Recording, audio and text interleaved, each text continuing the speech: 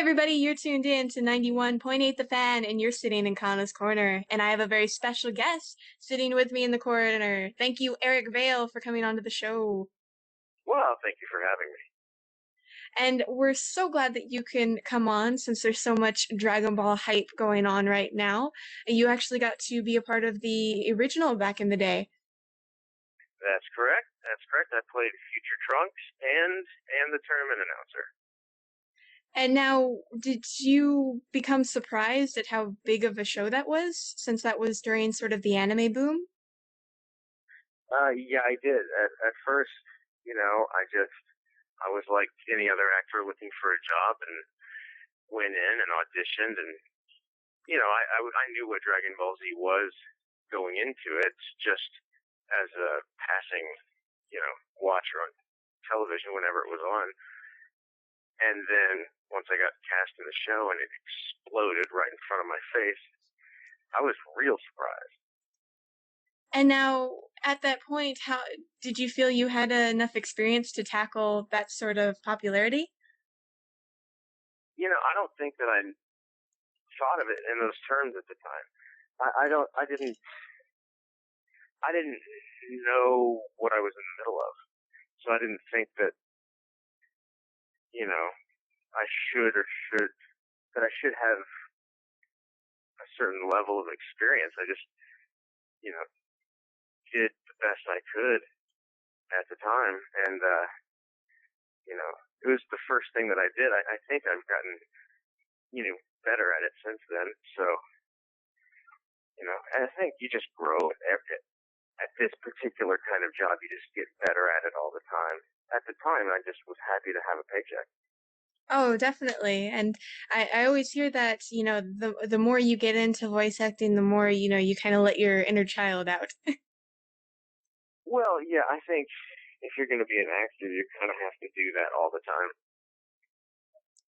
And now, with Dragon Ball specifically, from what I know, were you also a part of the production or writing staff at all?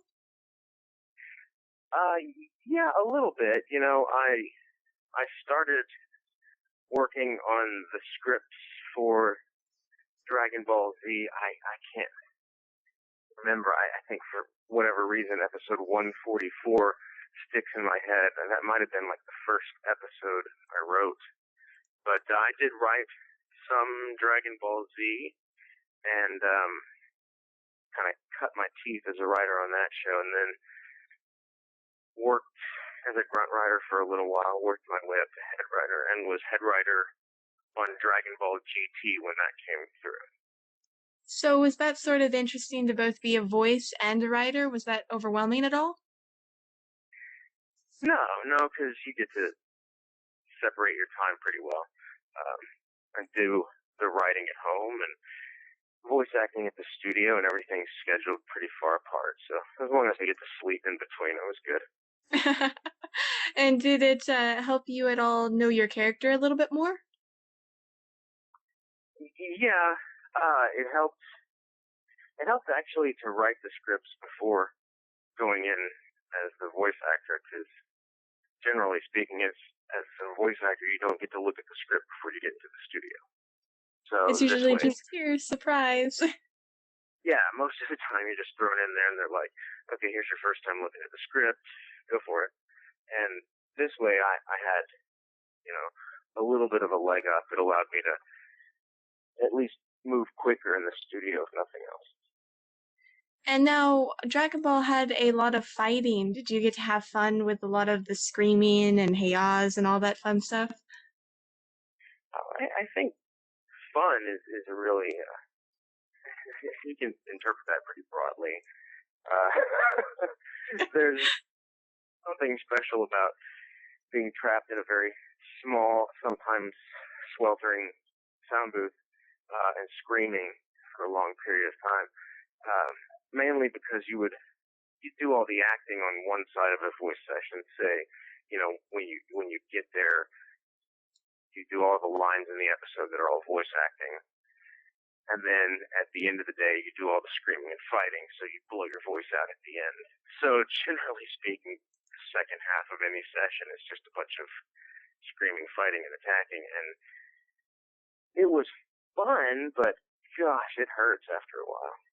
Oh, I'm sure. Did you ever leave the booth not being able to say anything? Oh yeah, plenty of times. I can just imagine. And then that week you have a convention. That would be great. Yeah, and that's happened before. That still happens from time to time, depending on the show that you're on. Do you have any secret grandma remedies that you use? Oh, I really don't. I've tried them all. Nothing seems to work except, getting some rest. Now, on the theme of conventions, do you have any that you're going to this year? Yeah, let's see. Next weekend, the 24th and 25th, I'll be at the Rochester Institute of Technology in Rochester, New York, for their convention, TorCon. And then in June, June 18th through the 20th, I'll be in Tulsa, Oklahoma for Tokyo and Tulsa. And so you get to travel around. Yeah, a little bit. Try not to do it too much because I don't like flying. Oh, really? I can see how that would be a big problem since, you're basically flying across the US for a lot of conventions. Yeah, it gets nerve-wracking. Yeah, I can understand. I remember we had a convention to go to, and I had a reporter in Florida, and they drove the whole way, all the way to Los Angeles for Anime Expo, so that was fun. Yeah, that's a long drive. Oh, yeah, I think it's like 3 days or something ridiculous like that. Jeez. And now, at conventions, is it interesting for you to meet with the fans? Oh yeah, sure. Everyone's great. It's always interesting and fun. And everyone's really cool. Do you have a hoard of gifts that your favorite fans give you? No, people don't, really bring me gifts. I was talking with Michael Tatum the other day, and he was talking about somebody who brought him a pair of Converse, like purple Converse or something like that. And I thought that was great. But yeah, I guess he gets gifts. I don't really get gifts, but that's fine. I got enough stuff. Oh, well, we shall change that. If we go to a convention and next time we'll bring you a gift. I don't know what it is, but we'll Okay, find something. that's awesome. Thanks. We're going to take a short break here on 91.8 The Fan, but for everybody listening, make sure to stay tuned for more of Eric Vale and all the awesome stuff he has to say. So keep it tuned to 91.8 The Fan, everything you want, nothing you 91.8thefan.com. Have you logged on today? Who, me? No. No?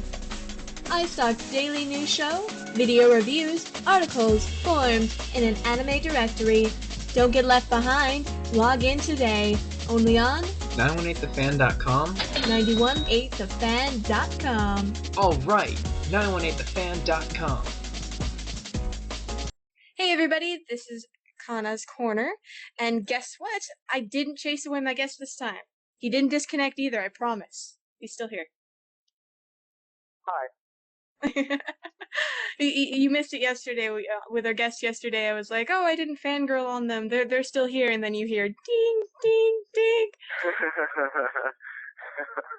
We're gonna be right back. That's awful. I'm sorry. Oh no, it was great. It was perfect timing for it. I think everybody got a good laugh out of that one. Awesome. Now, did you want to let any of our listeners know about your current projects or your upcoming projects? Well, let's see. Right now, as far as the anime stuff goes, I'm working on projects that are awesome and big time, but I can't talk about them, unfortunately. And that's the new stuff, and they've got me in that studio a lot right now. So just tell everyone to keep their eyes and their ears, pressed firmly to the internet. And someday, very soon, hopefully, they'll hear some, pretty cool news. And as far as other projects I've got going on, I am getting ready to make a film, and it'll be my first big feature, and people can, learn all about that as it comes together on my Facebook fan page, which is, I think, the Amazing Eric Vale Fan Club.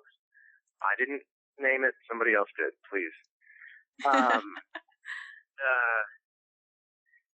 Also, people can learn more about it on my Twitter, which is just, Eric Vale. Well, we need to add you. Apparently we haven't yet.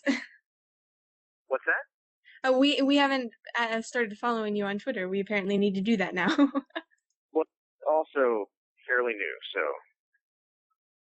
not a problem. And with the movie, could you talk any more about that, or are you kind of not allowed to? Well, I really can't.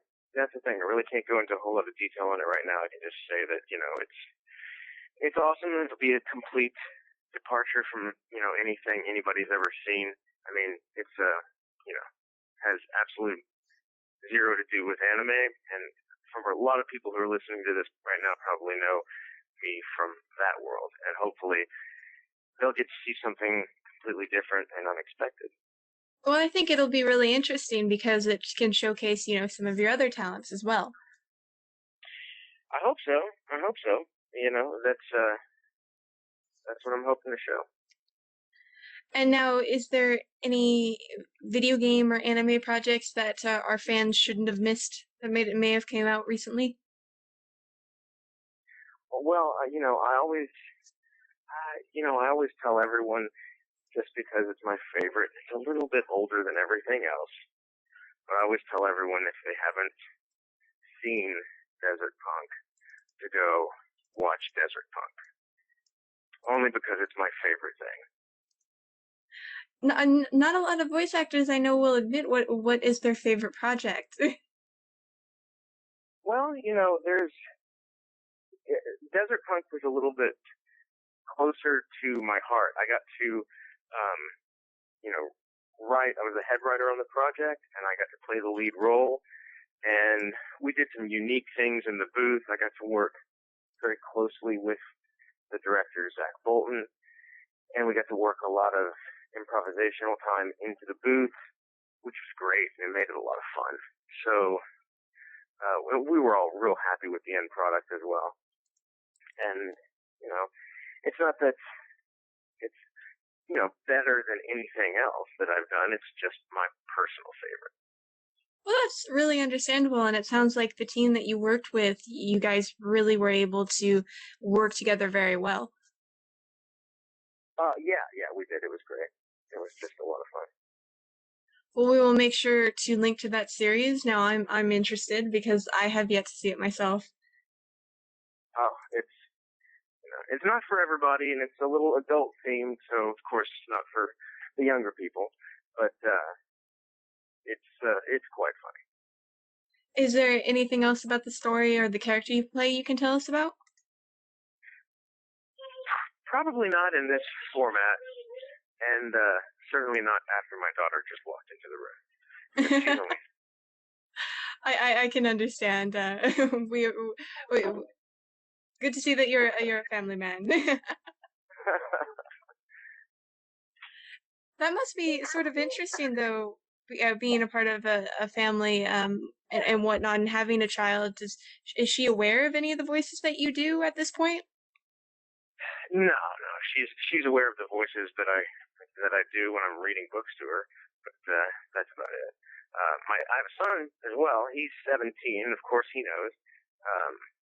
He seems to really get a kick out of it.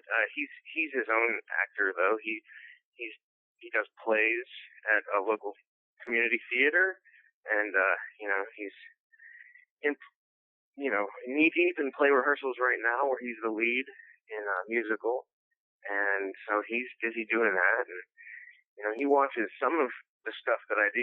Some of the shows that I do aren't his cup of tea, but the ones that are, he really likes. He just finished watching Beck. Oh, And very nice. he got a big kick out of that. He really liked that. I hope I'm not being too personal. I'm just curious if they're like, oh, that's Daddy on the TV. No, not at all. It's I think it's family's important. It's nice to talk about it. Have they ever attended a convention with you, or any of your friends kind of been a little bit surprised at the reactions people give you at conventions? Well, let's see. My kids, I have my son. He went to one convention when he was, like 10, and he basically, I don't think it sunk in really at the time. My daughter hasn't been to a convention with me, and as far as my friends, some of the friends that I've had for a long time, they're kind of surprised by what I do for a living. But as long as you love it, right? I get a kick out of it. Well, is there anything else you want to tell our listeners out there? Well, I just, everyone thanks a million for continuing watching and supporting what we do. I hope to keep bringing people to watch our good stuff. And thanks. Awesome. Well, we will hopefully keep all the listeners out there updated on what's coming up next for you. And before I let you go, I was curious if you'd like to participate in a 91.8 The Fan tradition. I'm sorry, I've got noises in my house that went off. You have to say the last part again. What's that? I was just wondering if you'd be curious in participating in a 91.8 The Fan tradition. Sure. Well, we ask everybody who comes on, whether they're a voice actor or not, if they'd be willing to do a bump for us. Yeah, sure. Awesome stuff. We were wondering if you could say, my name is, I do this, and you're tuned into 91.8 The Fan. You got it. So, okay, give me 1 second. Let me clear my throat. Oh, no problem. Whenever you're ready. My name is Eric Vale. I play the voice of Trunks in Dragon Ball Z, and you are listening to 91.8 The Fan. Yay! No mess ups even. No, I'm a professional. You'd be surprised. Well, thank you so much once again for joining the show. We really appreciate it. It's my pleasure. Thanks for having me, really. And for everybody out there who missed any of this interview, shame on you. It'll be up on the site in a few days, so keep it tuned to 91.8 The Fan. Everything you want, nothing you don't. Here's Don't Say Lazy, the ending song for K-On!